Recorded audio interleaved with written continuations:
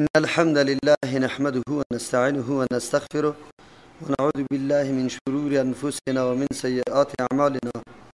من يهده الله فلا مضل له ومن يضلل فلا هادي له، وأشهد أن لا إله إلا الله وحده لا شريك له، وأشهد أن محمدا عبده ورسوله. أما بعد فأعوذ بالله من الشيطان الرجيم. بسم الله الرحمن الرحيم. ألم تر أن الله يسبح له من في السماوات والأرض والطير الصافات كل قد علم صلاته وتسبيحه والله عليم بما يفعلون. آیت 41 سوره نور. آیات قبلی الله متعال اعمال کفار بیان کرده بود که ضایع است، باطل است، برای کفار هیچ چیزی هم به دست آمدن نمیتونه. تمثیل ازور، مثال ازور الله متعال بیان کرده بود به مثل دو قسم مثالا. یکی که سراب ببینه گمان کنه که آب است، در حالی که خیلی نیازمند و احتیاج به آب داره، برود پیشش لیکن اونجا او آب نباشه بلکه همون رقم سراب باشه، در حالی که خیلی نیاز به آب داشته باشه. کافر همونطور است، اعمالی را بعضی اوقات انجام داده می باشه با فکر ازی که چیزی در دست میاد، حالان که هیچ چیزی به دستش نمیاد. دوم مثال او کسی بود که در زیر بحر باشه و بحرم چپه ها یا موجای متنوع دیگه هم سرش بالا شوه که تاریکیش دبل شوه و بالایش ابرم باشه، اگری دست خود بکشه حتی دست خود دیده نمیتونه. پس اینمی قسم کافر ثمره اعمال خود در آخرت دیدن نمیتونه. علت ازیا می بوده که اعمالی را که انجام داده بود از روی عقیده نبود، او عقیده به آخرت یا به پاداش روز جزا نداشت. از او خاطر الله متعال عمل کرده از یاره، ولو که او اعمال در ظاهر خیلی نیک بوده، در دنیا الله متعال پاداششان داده، در آخرت او پاداش باقی نمانده. در اینجا الله متعال باز موضوع را به سوی توحید کش میکنه و انسانها را متوجه برای تأمل و تفکر در بخش پرنده ها میکنه که الله متعال چه قسم وضعیت وجود پرنده ها را ساخته که یا در هوا پرواز میکنه نمیفتن، در حالی که وا گرنگ هستند. الله متعال وارا نگاه میکنه. پس همه مخلوقات الله متعال پاکی الله را یاد میکنه، توحید و یکتاپرستی الله را عقیده داره، یعنی مطابق امو الهامی که الله در قلبش کرده امو قسم تسبیح یا پاکی الله را بیان میکنه و وا عقیده به یکتاپرستی الله داره.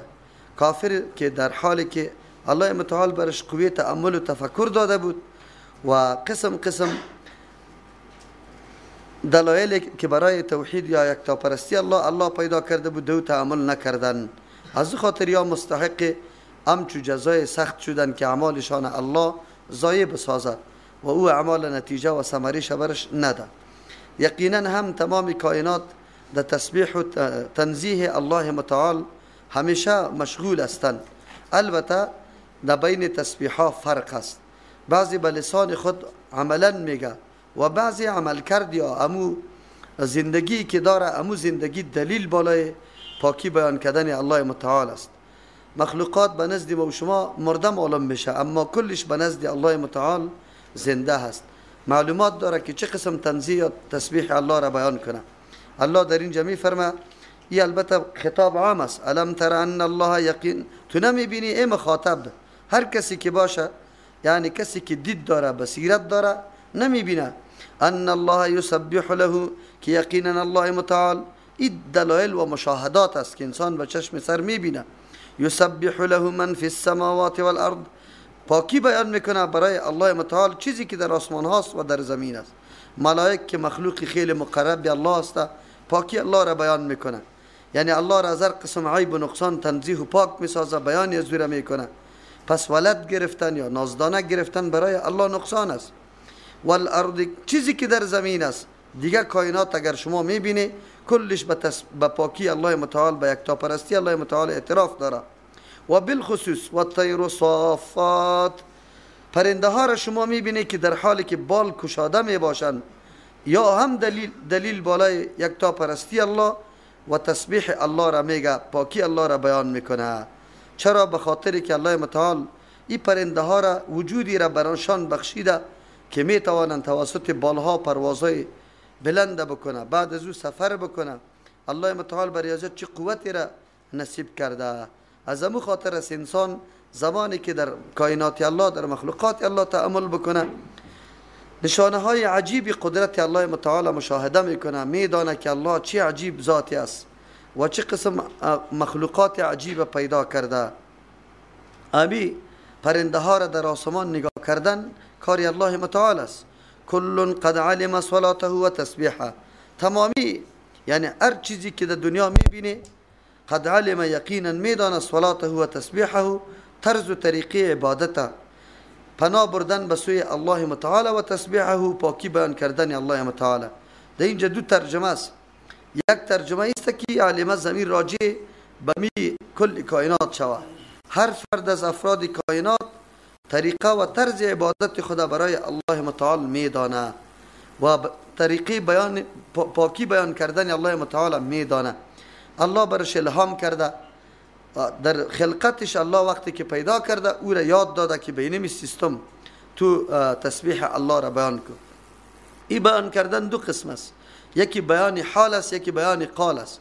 بعضی مفسرین قائل به است که بیان حال است. بیان حال ای را میگه الله که به کدام وظیفه و به کدام طرز و طریقه زندگی را الله برش نشان داده، هیچ مخالفت از او را نمیکنه، به یک سیستم و به یک نظم روان است.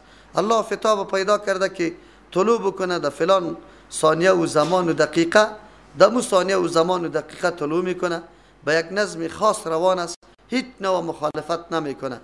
این هم دلیل بالای عزیز که یا منقاد برای الله است و توحید الله را میدانه و در حقیقت پاکی الله را بیان میکنه. این را میگه زبان حال، یعنی کدام وظیفه‌ای که الله برش داده او را به وجه درست انجام میده.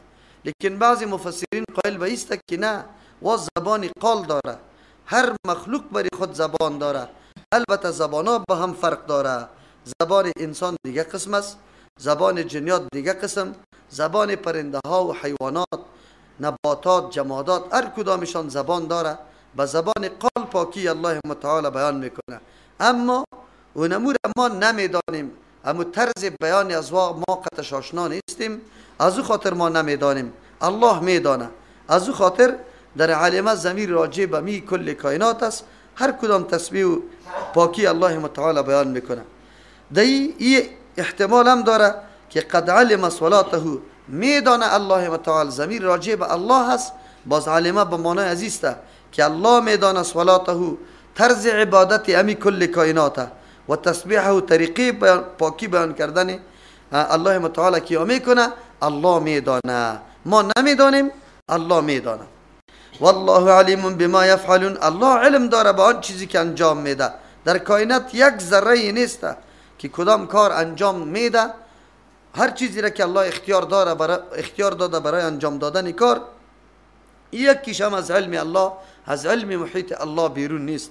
اشاره به است که در دنیا یک چیز هم بدون اراده و مشیت الله متعال حرکت نمیکنه و همه چیزا روی یک نظم، روی یک هدایت و تعلیمی که از جانب الله متعال داده شده روی از او حرکت میکنه. حتی یک برگ درخت که هنگام حرکت میکنه، امی حرکت سنجیده است، موزون است، الله متعال اونو حرکت به بار آورده. اموری تصادفی و اتفاقی نیست مثل که بعضی مردم فکر میکنه. ولله ملک السماوات والارض، خاص در اختیار الله متعال است پادشاهی و آسمان ها و زمین، حکمت های آسمان ها و زمین. اشاره به این میکنه که ملکت الله و قدرت الله حاکمیت داره سر کل نظام. در نظام کائنات الله متعال یک ذره بدون حکومت الله نیست، از حکومت الله بیرون نیست. پس همه اموری که در کائنات صورت میگیره زیر فرمان حکومت الله متعال است، زیر سلطه الله متعال است.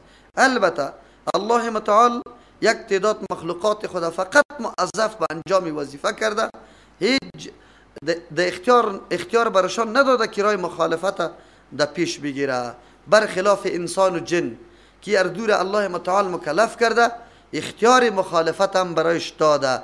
از همون خاطر است که انسان ها اختیار ازیر داره که معصیت الله را بکنه و اختیار الله به خاطر داده که محور مرتب شدن ثواب و عذاب اینمی اختیار است. و محور داخل شدن جنت و دوزخ امی اختیار است. هر کس در جنت داخل میشه به خاطر اختیار کردن اسباب جنت است که در دنیای اسباب جنت اختیار کرده به رضامندی خودش، به تب و اختیار خودش. و هر کسی که داخل جهنم میشه به خاطر داخل جهنم میشه که به اختیار و رضامندی خود اسباب جهنم اختیار کرده. از او خاطر به دو مخلوق الله اختیار داده، اما مخلوقات دیگه یک جهت الله برش تعیین کرده، اما یک جهت میپیمه هیچ نوع مخالفت نمیکنه. شما ببینید حیواناتی را که الله برای ما و شما مسخر کرده پیدا کرده، امو وظیفه خود انجام میده، از شتر گرفته تا بوز و گوسفند، هر قدر که شما میبینید و مخالفت وظیفه خود نمیکنه، الله به مو وظیفه پیدا کرده و او را در اختیار دیگه کس قرار داده. و الی الله المصیر. این حکومت ها، این نظم و نظامی که جاری است و هم زیر حکومت الله قرار داره، بازگشت به سوی الله میکنه. قاعده است که کسی زیر فرمان کسی کار میکنه، مسئولیت برش سپرده باشه، خامخا آدمی که حاکم است و کسی را به کار گماشته است پیشش سوال میکنه که چه این کار یا مسئولیت در کجا رساندی و چه قسم رساندی. پس چطور شده میتونه که الله سلطه بالای مخلوقی خود داشته باشه و هم زیر نظام الله زندگی و حرکت میکنه ولی بازم الله سوال نکنه، نه خاص به سوی الله بازگشت است. آلی اگرچه پراگندگی در نظم جهان وجود دارد، هر طرف اطراف اکناف جهان هر مخلوق الله متعال در وظیفه خود مصروف است، اما روز فرا میرسه که همگی در بارگاه الله متعال جمع میشه. الم تر ان الله یزجی سحابا. یکی از اثر حکومت الله متعال چیست؟ آل جزئیات حکومت خود الله برای ما بیان میکنه، به این اشاره میکنه که هیچ چیزی از نظم الله بیرون نیست، کل به اراده و مشیت الله روان است. تو نمیبینی که یقینا الله متعال یزجی سحابا، میرانه میبره، سحابا ابرها را جمع میکنه، ابرها را حرکت میده، ابرها را ثم یؤلف بینه، بعد از مرکب میسازه، یعنی در بینشون چیست ترکیب میاره، امی ابرها را یک جای میکنه. ثم یجعله رکاما، بعد از میگردانه ابرها را تو به تو، قط به قط که ما شما میگیم در اصطلاح مکی خود. تعجب است، بخاری که از روی بحر بالا میشه بعد از اینکه حرارت آفتاب سری از این گرم شود، بخار پراگنده است، او با هم جمع نیست. چطور قدرت الله متعال این کار میکنه؟ حرارت آفتاب از کجا میشه که روی بحر بتابه و بعد از او بخار بالا شود و این بخار هم پراگنده باشه.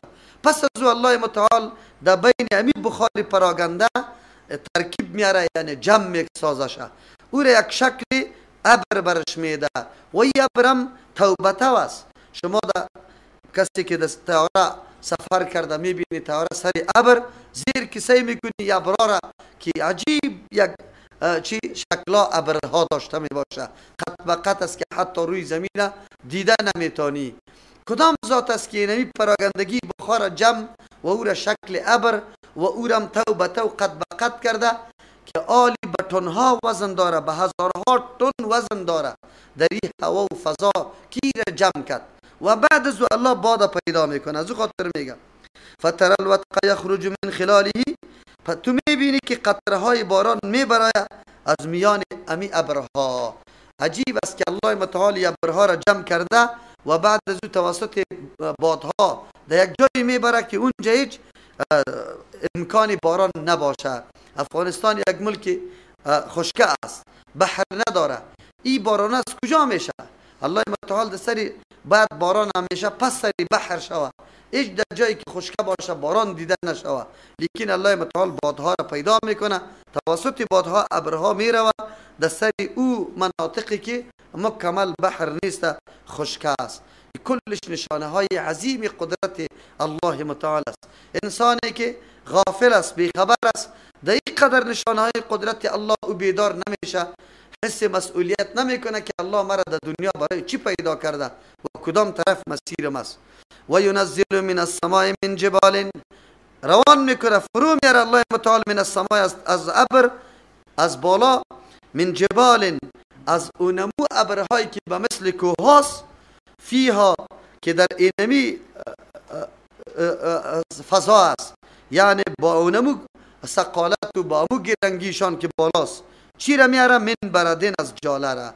الله متعال اشاره میکنه با وصفی که الله ابرها را جمع کرد، امی بخار را جمع کرد، شکل ابر داد، ابرها به مثل کوه ها وری قط به قط شدن، خیلی زیاد وزندار. اما الله متعال دو قسم باران روان میکنه، یک باران که سبب رحمت است، سبب خوشی مردم میشه، اما بس اوقات امی باران الله شکل جاله میده که یک دم سبب زحمت و تباهی مردم میشه. امی الله متعال است که از یک آب دو قسم وظیفه را یا دو قسم هدف دنبال میکنه، هم سبب خوشی و رحمت مردم و هم سبب هلاکت و عذاب مردم. اگر امی باران به شکل نرمالش، به شکل طبیعیش بیاید، در حالی که تیز نشده باشه، شمال و باد قطش نداشته باشه، چقدر مفید می باشه. اما زمانی که الله متعال از این جاله جور میکنه و میزنه، ملک تباه میکنه، طوفان میشه. این کلش در نظام قدرت الله متعال است. هر انسان باید تأمل داشته باشه که اموتور اتفاقی نامده. الله متعال میفرماید فیصیب به من یشاء، میرسانه توسط امی برد جاله من کسی را یشاء که الله بخواه، یعنی جان مال کسی را که الله خواسته تباه کنه، همین جاله را برش میرسانه.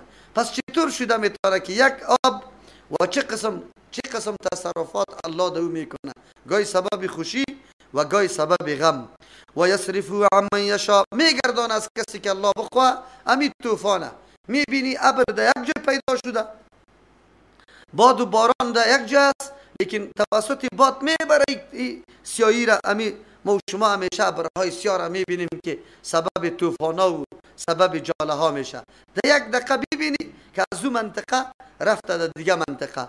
میبینیم که حتی به یک رگ روان است، میایه از طرف کوی پغمان میایه، مثلا خیرخواره میزنه لیکن خوشحال خان باقی میمانه.